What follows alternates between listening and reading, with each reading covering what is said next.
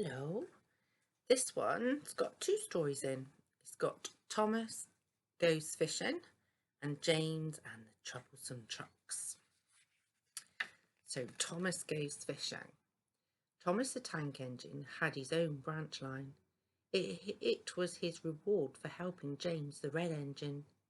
The trucks had pushed James off the rails and Thomas had helped to rescue him. Thomas was very proud of his branch line, and every day he puffed up and down with his two coaches, Annie and Clarabel. He always looked forward to something special, the river. As he rumbled over the bridge, he could see people fishing down below him. He often wanted to stay and watch, but his driver always said, "No, what would the fat controller say if we were late?" Thomas still thought it would be lovely to stop by the river and do some fishing. Every time Thomas met another engine, he would say, "I want to fish." But they all gave the same answer: engines don't go fishing. And that's just what James said as he passed Thomas that very same day.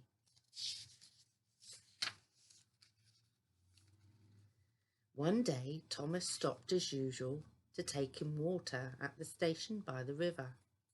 Then he saw a big painted notice. It read, "Out of order." Thomas was very thirsty. The driver had an idea. They could get water from the river.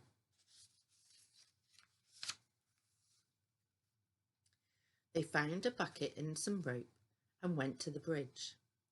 Then the driver let the bucket down into the water. The bucket was old and had 5 holes in it, so they had to fill it up, pull it up, and empty it into Thomas's tank as quickly as they could, again and again. At last they were finished. That's good, as he started off again, with Annie and Clarabel running happily behind.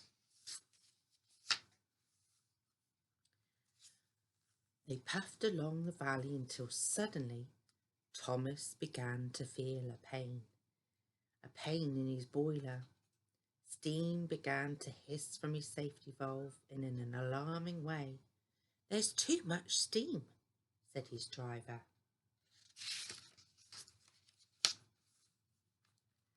The fireman tried to let more water into the boiler, but none came. "Oh dear," groaned Thomas, "I'm going to burst! I'm going to burst!" They damped down his fire and he struggled on. "I've got such a pain! I've got such a pain!" hissed Thomas. They stopped outside the last station and Annie and Clarabel were uncoupled. The driver ran Thomas into a siding, right out of the way. He was still hissing, fit to burst. Then the guard telephoned for an engine inspector and the driver found 2 notices. They were written in large letters and read, "Danger, keep away." Soon the inspector and the fat controller arrived. "Cheer up, Thomas," they said. "We'll soon put you right." The driver told them what had happened. The engine inspector thought that the trouble must be in the feed pipe.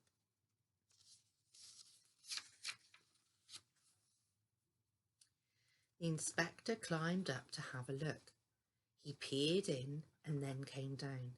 "Excuse me, sir," he said. "Please look in the tank and tell me what you see." So the fat controller climbed up, looked in, and nearly fell off in surprise. "Inspector," he whispered, "can you see fish?" "Gracious goodness me, how did fish get in there, driver?" asked the inspector.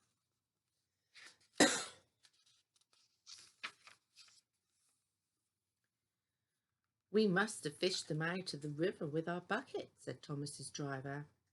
"Well, Thomas, so you and your driver have been fishing, but fish don't suit you. We must get them out," said the fat controller. They took it in turns at fishing.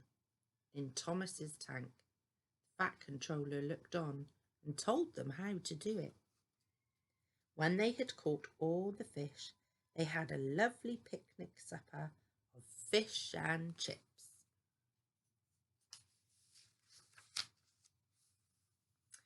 That was good, said the Fat Controller as he finished off his share.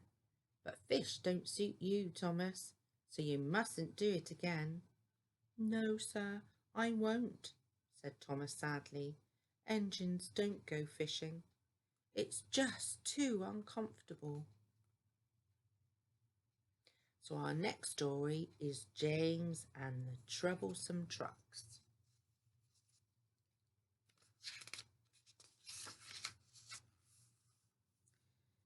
James had not seen the Fat Controller for some time, not since the day when he had nearly lost his red coat and been painted blue instead. That was the time when James had been very naughty. First, he had let off steam and sprayed water on the Fat Controller's new top hat. Then he had to run too fast and made a hole in one of the coaches. The driver had to come to mend the hole with newspaper and a passenger's bootlace. The Fat Controller had been very angry.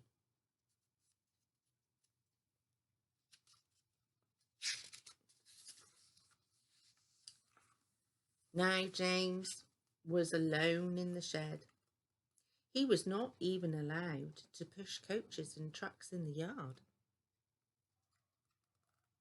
At last the Fat Controller arrived and came to see him. I can see that you're sorry, James, he said. I hope now that you will be a better engine.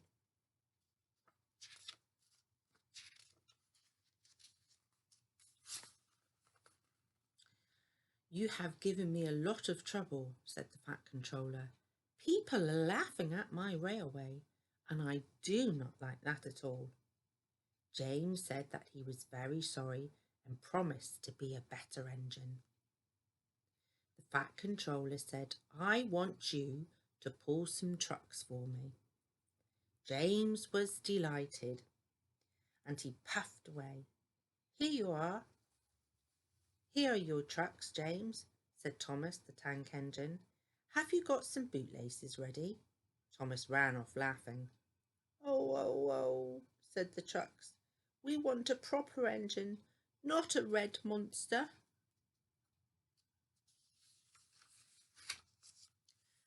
But James took no notice and started as soon as the guard was ready.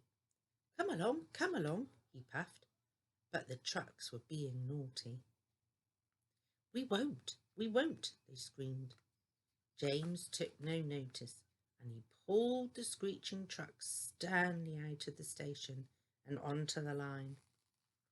The trucks tried very hard to make James give up, but he still kept on. Sometimes their brakes would slip on and sometimes their axles would run hot. And each time the trouble had to be put right, and each time James would start again, but he was not going to let them beat him. Give up, you can't pull us, shouted the trucks. But James puffed on, and slowly he pulled them along the line. At last they saw Gordon's Hill. This was the famous place where Gordon, the big proud engine, had once got stuck.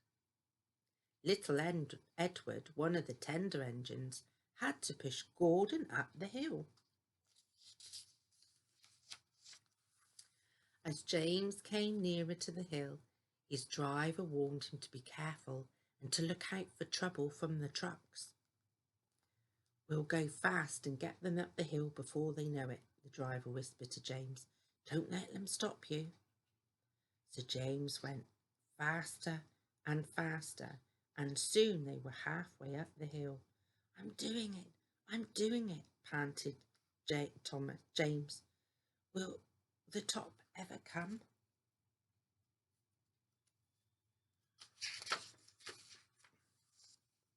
Then, with a sudden jerk, it all became much easier. James thought it was over and that he'd pulled the trucks to the top of the hill without any trouble. But his driver shut off steam. "They've done it again," he said. "We've let our tail behind. Look." The last trucks were running backwards back down the hill. The coupling had broken, but the guard stopped the trucks and climbed out to warn the other engines.